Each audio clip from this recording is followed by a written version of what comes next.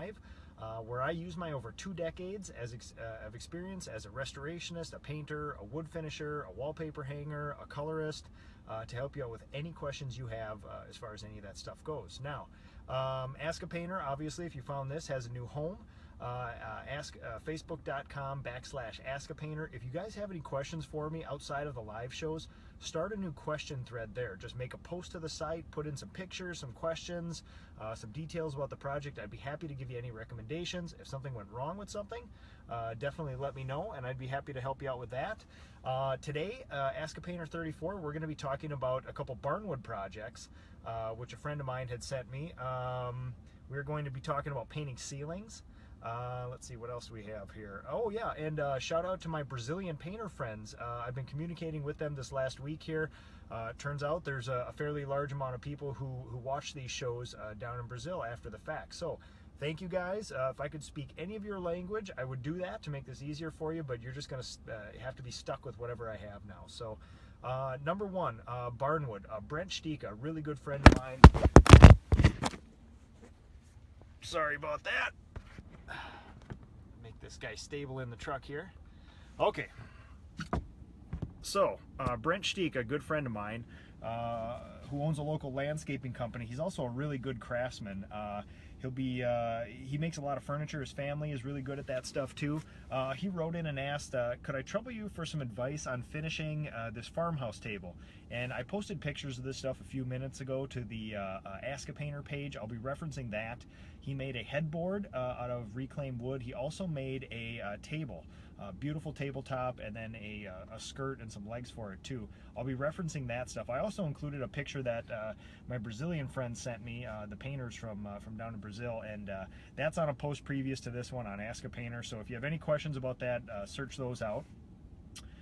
So Brent writes, could I trouble you for some advice on some finishing this farmhouse table? Top is reclaimed barn flooring. I'd like to stain it, then finish it with a low gloss finish. The table legs and bracket and braces are poplar, and we'd love to distress it, possibly with we'd love to finish it possibly with a distressed look. So, okay, you have a couple options. I'll first take care of the top. It looks like the top is a beautiful slab, some breadboard ends. It looks like when you glued it together there was some glue squeeze out, and it also looks like you did some filler. I saw some darker sort of stuff on there. So either that's tinted wood glue or it's filler. That's good. As soon as you get that all sanded, you have two options to do. If you're going for a true low gloss sort of finish, you could just put a penetrating oil on there. There's things like Watco Danish oil, tung oil, wiping varnish, although wiping oil and tung oil nowadays is not actually true tung oil. It's actually just thinned down varnish. So what you're doing is just putting on a half coat of varnish when you do that stuff. For my table, I have a similar table at my house, and I used Minwax antique oil. Now, there's two ways you can use Minwax antique oil. You can use it like a wiping varnish, where you apply it, let it soak in for 10 or 15 minutes, and then wipe off the extra. It'll leave you with kind of like a low luster finish, maybe satin, something like that. The way I did it on my table, for whatever reason, Minwax antique oil is one of the hardest varnishes that I know that's readily available sort of here and there. You can get it. It's inexpensive and it's easy to use. And it's very, very forgiving. You know, unlike all the lacquers that all the contractors are into, that stuff is tough. You're dealing with some caustic chemicals, flashing and trapping moisture inside there, and no lacquer stands up to water like oil does. So with the Minwax antique oil, you can rub it, you can apply it, take it off. You're basically just doing half coats. I applied it with a brush, let it completely form a film on top. The only problem with this is that it's somewhere between a semi-gloss and a gloss. It's very glossy. Now what I did is I actually took furniture paste wax and some steel wool, and I dulled it down. I buffed it just like you would wax a car. That dulled it down a little bit, but it's still, you know, you can knock it back to maybe halfway between a satin and a semi-gloss, which I needed. We have 4 young kids, and they wreak absolute havoc on this table, and I'm glad I used a finish like that on it. Now, if you're going to be a little more gentle with it, you can use a regular oil varnish. Once you get into the regular oil varnishes, you can choose your level of shine. Regularly available are satin, semi-gloss, and gloss. Everybody's satin is going to be different. You know, with semi-gloss and gloss, they're going to be glossy. In my experience, most semi-gloss and most gloss varnishes are almost exactly the same. There are very few true high gloss varnishes anymore, and in fact, if you actually want a high gloss varnish, you'll actually have to buff it. There's very few things you can do with just an application, leave it, and it turns perfectly high gloss. So what you can do is use a satin oil varnish. Now, everybody's satin is going to be a little different, like I said. One of my go-to varnishes, it's a Zinsser product. It's sort of a quick drying one. You know, when you're on a job site, you need the true oil varnish finish, but you're working around contractors, sometimes they'll use that. The only downside is all these quick dry varnishes seem to have a little more of a shine to them, and the ones that don't hold up very well. The one product that I found, and actually I tried to get an Ask a Painter going in my shop because I just finished this really cool 1940s Northwest Airlines desk, and I laid this beautiful coat of oil varnish on it. It is Super Varnish from Old Masters. It's tough to find anymore. Around my neck of the woods you can get it through Hirschfield stores. I know there's some other sources you can get it, but at least around the Midwest and especially Minnesota, Hirschfield's Paint and Decorating is a name that everybody understands. They all carry a line of this. This is as close to a true traditional oil varnish as I can get. It's the Super Varnish Satin. Now, there's tons of other products out there that will work. I have tons of experience with this. The desk that I have in my office right now is a 19-teens Craftsman sort of library table that I refinished with this stuff.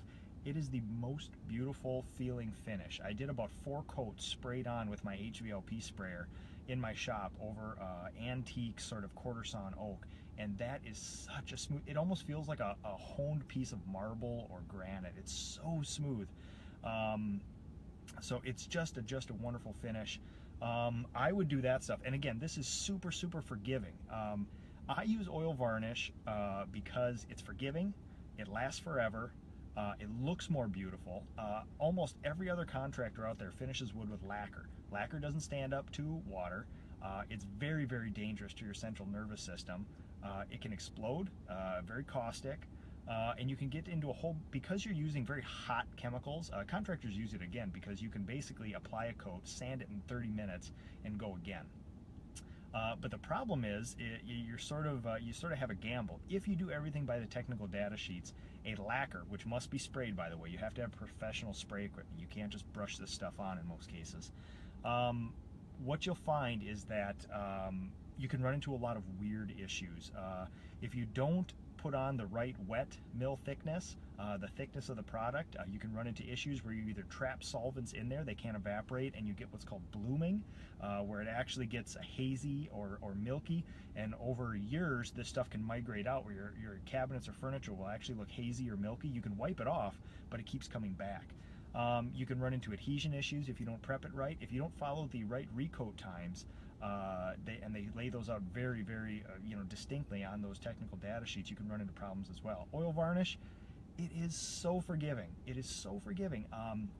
This table here, I actually started restoring it in the summer. Got really busy. I restored it on a rain day. Stripped it all down, sanded it, put a coat of sealer on it, packed it back into the shop, wrapped it all up so it wouldn't get dusty and stuff, and then I just brought it out recently again. I put a whole bunch of, I'm experimenting again this winter. Anybody who's been following me, I've been doing a whole bunch of wood finishing experiments, mainly with cabinet enamels this year, and I'll have a show dedicated to this later, but I experimented with adhesion between 3 different varnishes, and I used the tabletop of this 1940s, sort of institutional Northwest Airlines desk. And I first laid down some standard quick dry, architectural varnish.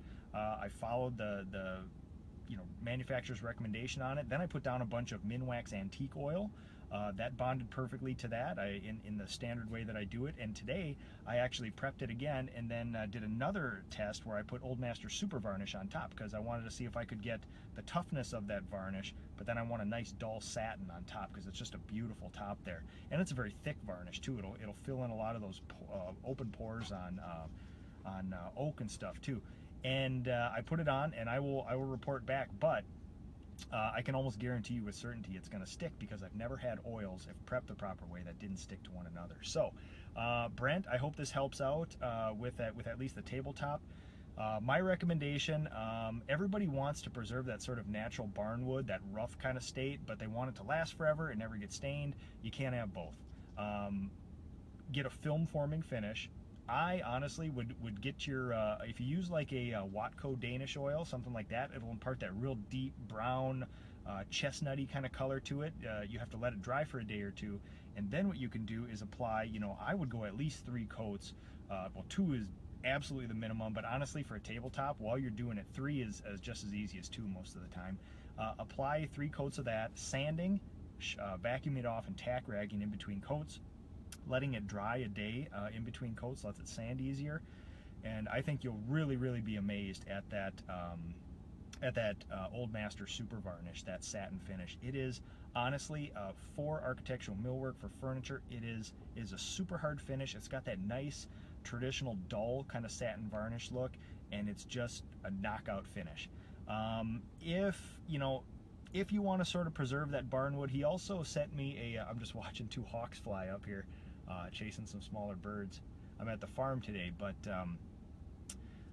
if you want to preserve, on a table, I would never just sort of leave the wood bare, because it is going to get stained, especially those of us with young families. My kids are mashing Play-Doh into this, they're coloring with markers. That table would be a disaster if I didn't seal it.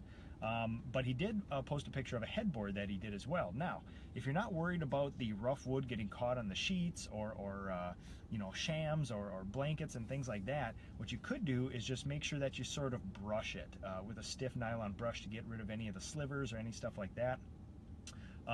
If you wanted to seal it and lock in all those fibers so it doesn't catch and get rough on all your stuff, there's a very unique product that a lot of us decorative painters use, called dead flat varnish. And if you can get an oil version of this, you sort of have to do some work again to find this. There's a lot of water-based dead flat varnishes that you can use. Now it's just like a varnish, except it's got a whole bunch of flattening agents in it. So when it dries, it's just like a flat wall paint, except it's a clear protective coating. Now a lot of decorative finishers use this when we do an interesting scheme on a wall or a hallway or a stairwell where we know there's going to get a lot of use. If the finish in itself is not decorative, let's say it's a sort of decorative plaster or a porous sort of surface, you can put a couple coats of this dead flat varnish on, and it looks exactly like it did before, but it's got this nice protective coat to it.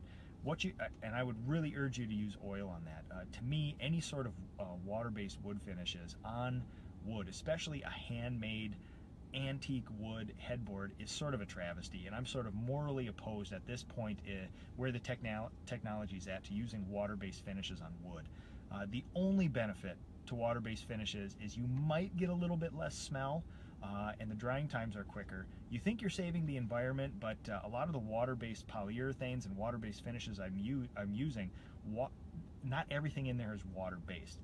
The water is just the vehicle. It still has that polyurethane, urea, oil molecules in it, so you're still going to have a lot of smell. The last time I used water-based polyurethane in my shop, it smelled just as bad as oil varnish, except that it didn't have that beautiful amber depth to it. It was just sort of a flat, plasticky sort of thing. So it's good for some things where you don't want that amber in it, but for wood, it's sort of, they're so much better, and oil is so much more forgiving compared to this water-based stuff too, especially when you're mixing an oil stain to give it color and then the water-based top coats. I've seen absolute disasters on this. I'm doing some research for another question somebody sent me recently about a floor they did where they used an oil stain, but then they went over with a water-based finish, and it was just sort of a disaster. And I'm just trying to come up with a good scientific reason to tell you why that failed. I know why it failed, because it does. Oil and water don't mix, but I just want to kind of, suss that out a little bit. So Ryan, I just saw that you joined. You just missed the long treatise on all of your furniture, so you have to rewind and watch again. But if you have any other specific questions, actually I'll go into your table legs and the braces of it. Now the tabletop that Ryan made was a beautiful reclaim thing. He'll sand it smooth, he'll stain it with something, and then apply at least 2 to 3 coats of maybe an Old Master satin varnish to give that dull sort of satin look but still be protective. Now he has the poplar base, which I assume is new stuff. So it's 4 kind of country turned legs. It's the braces in between to hold everything together. He wants to paint it, and then possibly with a distressed look. First thing you got to do is oil prime that stuff. If it's going to be a white base or an off-white base or a cream or some lighter color, just prime it with white oil-based primer. My go-to is Zinsser Cover Stain, just because it's readily available. At my price, it's 17 bucks a gallon, give or take, so it's really cheap. It dries within an hour or two. I let it go overnight because it's really sandable after. So you want to get a coat of that oil primer on there. Let it go overnight, sand it. You want to shop vac off all the dust, and then tack rag it off with a microfiber towel and some water on there. Then you can apply 2 coats of a Benjamin Moore Advance. And again, I would use a satin. They don't make a duller finish than a satin, and the Advanced satin is sort of a halfway between a satin and a semi-gloss, maybe one notch towards the satin, a little bit duller, which is a perfect finish for that sort of thing. Super tough. It brushes excellently. It touches up great. It bonds to itself, which I've done some more experiments on this winter here. That would give you the perfect sort of just one color, one finish, you know, solid color painted look. When I did the base for mine, I did big chunky kind of square legs with a whole bunch of reclaimed wood on there too, with all the holes. I didn't want to distract from the top, and I wanted a little contrast between, so I actually used black oil. If you're going to do a dark color like black, like gray, you know, even reds and blues and greens and stuff like that, tint your primer to that color. Now with Zinsser Cover Stain, you can add about 8 ounces of any colorant you want. I go pure lamp black. I go down to the Ace Hardware and I just tell them, you got this black colorant in your old tinting machine that's compatible with oil primers. Just pump 8 ounces into that stuff. It'll turn it about as dark a gray, bluish gray as you can get. Very good color if you're going to do black. I prime mine like that, same thing, sand, shop vac, tack rag off, and then I put 2 coats of Benjamin Moore Impervo satin pure oil on there, and it's just a beautiful, super low luster finish. A little tougher to work with. You got to keep it dust free for a while. It'll be tacky and sticky for, you know, hours afterwards. But when it dries, it's a very low luster oil. And I have 6 different colored wood chairs, each painted with oil paint around my table, and my kids just beat the living heck out of that stuff back and forth, and that stuff stands up like nothing else. Benjamin Moore Impervo oil is what I use. Benjamin Moore Advanced Satin is sort of my go-to architectural finish now, and the finishes are very similar. And in fact, I haven't got a can from my rep yet, but they just came out with a pre-mixed pure black in the Advanced Satin, which I'm very interested to try out and see how it holds up compared to the Impervo oil. So Sherwin-Williams makes a great product as well. They have their hybrid product, which is the oil water mix like the Advance. You could certainly use that stuff. That stuff is a little duller than the Advance, what I found.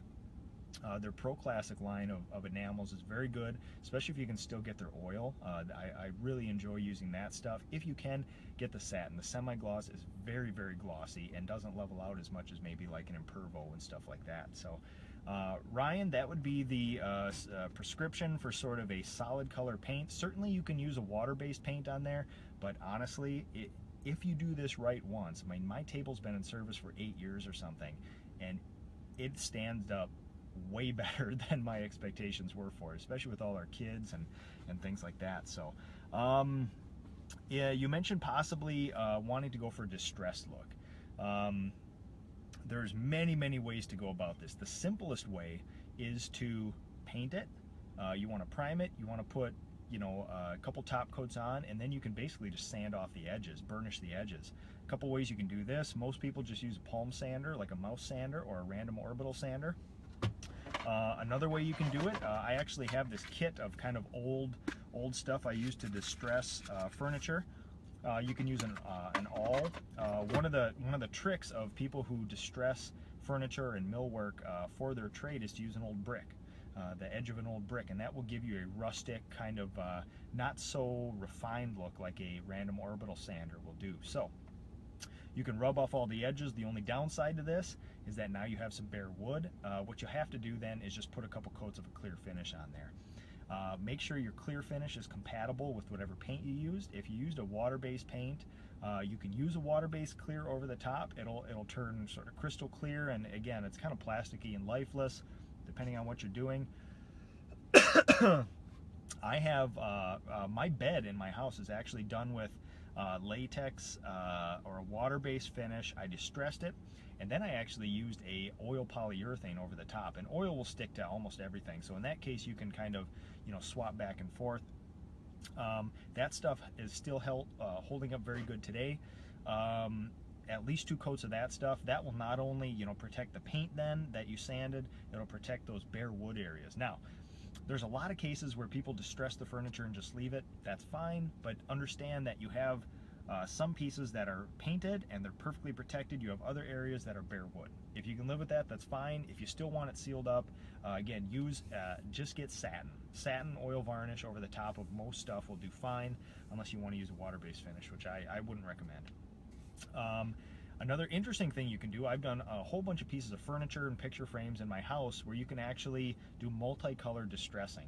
I have a whole bunch of furniture in my house that is what I would call maybe a 2-color distress. So once you get everything primed and it's a stable substrate, you can add an accent color over the top. I have one piece of furniture in particular in my house where you paint it red, then you put your white enamel over the top, and when you sand through strategically, you go through the white and then you start seeing red and then you start seeing bare wood.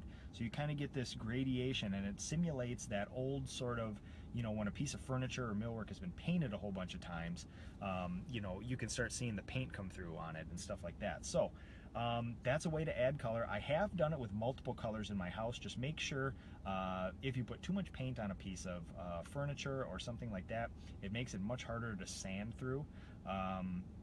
And sometimes you have to have such a delicate touch that the difference between sanding through to bare wood and to sand through and see your 2 or 3 colors is half a second with a sander, you know, give or take. So it takes a little practice. Maybe make a sample board first with your layers of color and just see what it takes to get through to the different layers. If you really want to get do a good job with mind equality for this sort of stuff, use oil paint. They sand much easier. The only downside is they're a little bit thicker. They take longer to dry. You can layer oil paint on there and it actually sands easier. It's a little more forgiving. It takes a little more time to sand only because it's tougher, but it's actually a really good finish in that regard. Still, again, after that, put on a clear over the top of that stuff. So Ryan, if you got any more questions, you let me know. Otherwise, I'm going to go on to the next question here. Maya Bus, what's the very best way to paint a ceiling? All right. There's a lot to this, because number one, you know, there's a lot of different kinds of ceiling. Most people ask me about popcorn ceilings. Number one, I don't, for my business, get rid of popcorn ceilings. Drywall guys around here tend to throw that into their mix of, you know, available tools for the homeowner. I stay away from it. It's another thing. After you scrape the popcorn off a ceiling, you're going to have to do something drywall-wise. So they might as well just do it anyway. They got their gear set up, they got the room prepped, and then they can either skim coat the ceiling or add texture. 2 ways to get a popcorn ceiling off when I've tried experiments myself. Number one, the dry method. Number two, the wet method. Number one, dry method, you basically take a putty knife. I've seen anywhere from 2-inch or 3-inch scrapers all the way to those 12 or 18-inch drywall knives, and you basically just get it at a certain angle. If your angle and pressure is right, you can actually shave popcorn off. Now, this is only if it's not been painted before. If somebody's painted that popcorn ceiling, and when I say popcorn, I'm cottage cheese, acoustic texture, that's what we call it around here. I think it's referred similarly across the country. The wet method of this, if it's been painted, it's going to be glued on there, and you're going to be sort of chipping at the ceiling, and it's not going to go very well. You'll be able to tell instantly if it shaves off or not. It should be dry and powdery. If you're sort of just digging in or just knocking the tops off, that's a painted ceiling. What you have to do then is use a wet method. So what you can do is take a garden sprayer with some very hot water in it, do a test section over in a corner somewhere, spray the ceiling, let it soak in a couple minutes, make sure it's even distribution of water, not too much. You don't want to reactivate too much of the wall board underneath, and then same thing, you sort of just scrape it off. The more a ceiling's been painted, the more it's been painted with an eggshell or a satin or very high quality paint, the harder it's going to be to get off. So what you want to do is wet an area, try to scrape it off. Just know that you're not going to be able to paint it as soon as you're done. What you need to do is actually skim coat it if you want it flat, or you can get a drywaller in there and he can you know, add a little texture. I'm going to plug my phone in here, give it a little juice here, mind me for 1 second. Okay, so basically, that's how you would get the texture off. Painting it is fairly simple. Number one, most of my customers want a flat white paint. I use the flattest, whitest, lowest reflection, light reflective value paint you can get. Most of the time, most manufacturers have a great ceiling paint, and pure white does the job most of the time. I've experimented with some sort of Navajo white or cream ceilings. Those look really cool too. Just know that with the most ultra flat paint you can get, most of the time you can cover a clean ceiling in one coat if you do it perfectly. Most people cannot do a perfect coat just because they chose the wrong tools and things like that. Just know that you're probably going to have to do 2 coats. It's going to be super messy. Even ceilings that are painted before, you're going to want to cover everything because there's little chunks of stuff that will still come down. So I cover windows, I cover doors, I completely encase them in plastic, and I'll show you some pictures of a historic home I recently did where I wanted to preserve all the woodwork. And even when I painted the walls, I had everything encapsulated in plastic to keep all the little micro dots off. The woodwork is so nice in this house. Plastic over the windows, heavy canvas over everything on the floors, plastic over the bed, furniture, seal everything up. So the only thing exposed is the ceilings and the walls, and roll your stuff on. I use a very thick, 1.25 inch roller to do the ceilings, a nice brush to go along the outside, fill it in and around the lights and stuff, and that's about the best you can do.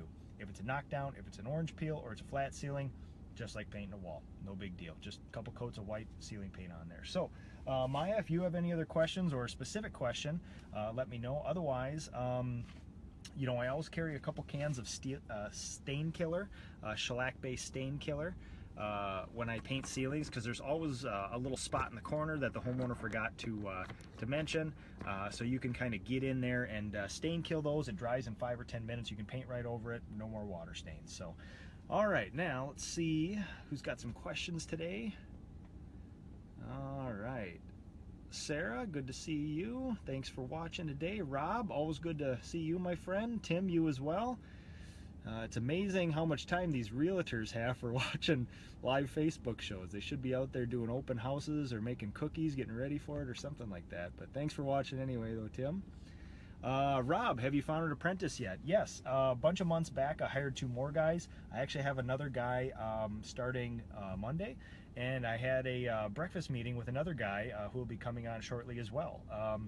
And then I'll have my normal contingent of the young fellas coming on, the young bucks this summer. So yeah, Rob, it's been really good. I think social media has been kind of a good aid to finding those young folks out there. As far as that goes, I've had some really good luck. I've actually had choices. I hear from a lot of other contractors that it's tough to find the young guys, and when they do, they're sort of, it is what it is, and whatever. But I actually had to weigh some options and make some choices this year based on interviews. So it was really good. So thanks for asking there. Oh, Maya, thanks for sharing the post today. I really appreciate that. Sarah, she's got a question. Do you ever use a satin for final coat over the top of gloss? I've seen some people try to knock off the sheen, but still have the extra protection of a higher gloss finish. You know what's funny, Sarah? Gloss finish and satin, gloss varnish and satin varnish are the same exact can, except the satin varnish has some more flattening agent in it. If you get a can of gloss oil varnish and a can of satin varnish that's been sitting on a shelf for a few months, you'll look in the can, the gloss varnish will be perfectly clear amberish oil all the way to the bottom. The satin varnish will have that little bit of stuff, sediment in the bottom.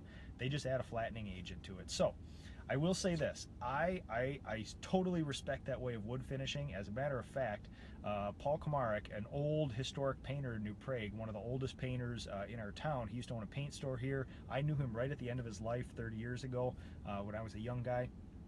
His method of finishing, which I've heard from many of the original homeowners that he had worked on with, was 2 coats of gloss, 2 coats of satin, and then kind of burnished after to give it that look.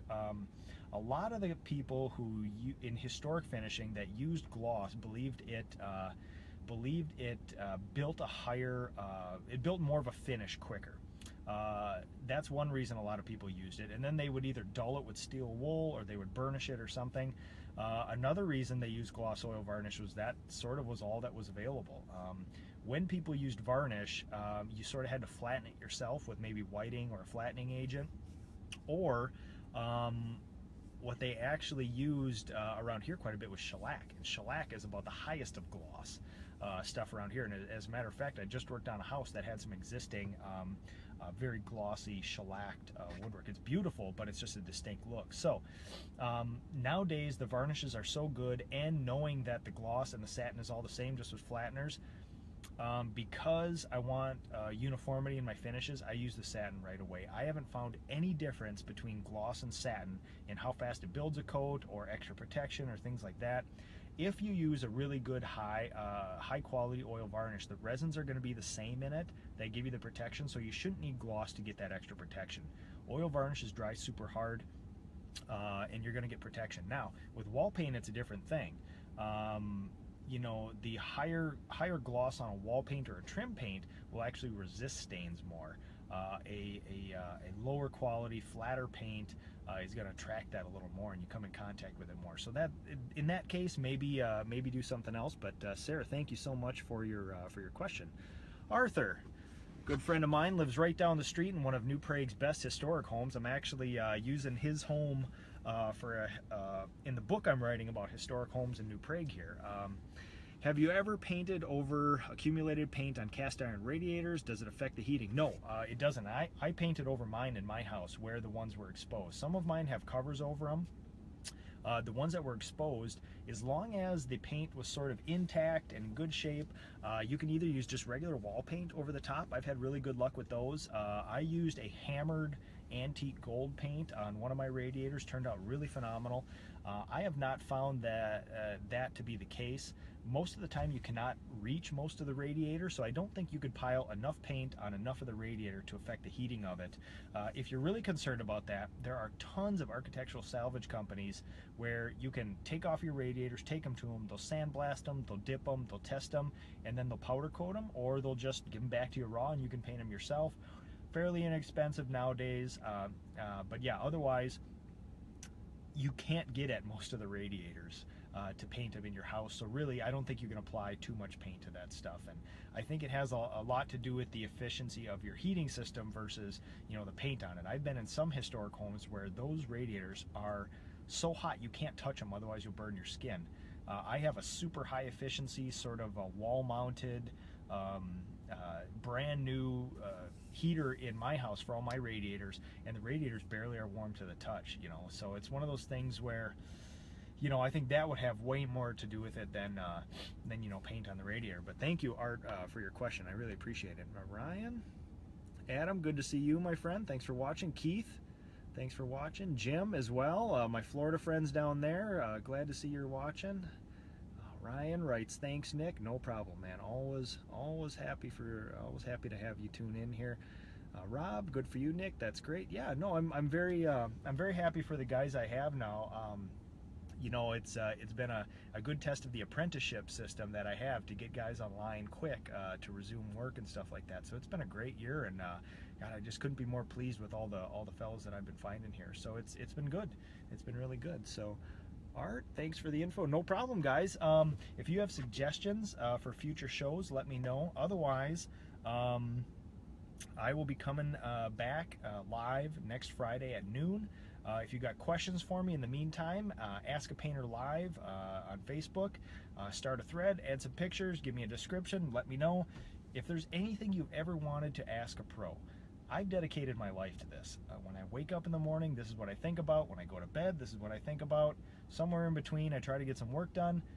If you guys have any questions related to paint, decorating, wood finishing, furniture finishing, wallpaper hanging, coloring, historic restoration, let me know. Always happy to help, and we'll see you guys next week for the Ask a Painter show. Have a good weekend.